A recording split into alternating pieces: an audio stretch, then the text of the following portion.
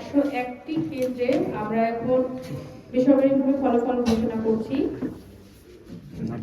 ফলাফল না, 101টি কেন্দ্রে আমরা ভোটার সংখ্যা ঘোষণা করছি। আমাদের জেলা প্রশাসকের কার্যালয় নরসিংদীতে 3318টি পোস্টাল ভোট রয়েছে। এই 3318 ভোট এবং এখন আমরা প্রার্থীদের যে রেজাল্ট গুলো বলবো, অর্থাৎ যতগুলো ভোট পেয়েছে এই 3318টি ভোটের সাথে মার্ক করে ফাইনাল রেজাল্ট সম্মানিত রিটার্নিং অফিসার এবং মাননীয় জেলা প্রশাসক স্যার ঘোষণা করবেন।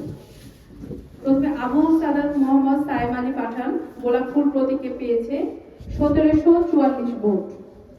এ কে এম রেজাউল করিম লাঙ্গল প্রতীকে পেয়েছে 265 ভোট।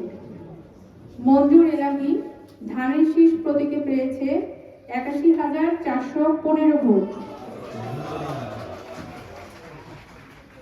মোহাম্মদ আরিফুল ইসলাম মৃধা হাঁস প্রতীকে পেয়েছে 45,401 ভোট। মোহাম্মদ ওয়াইস হোসেন ভুইয়া হাত পাখা প্রতীকে পেয়েছে 6,413 ভোট। মোহাম্মদ মুস্তাফিজুর রহমান দাড়িপাল্লা প্রতীকে পেয়েছে 4,482 ভোট।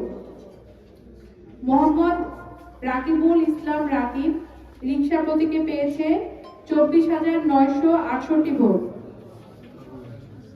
রায়হান মিয়া আপেল প্রতীকে পেয়েছে 615 ভোট।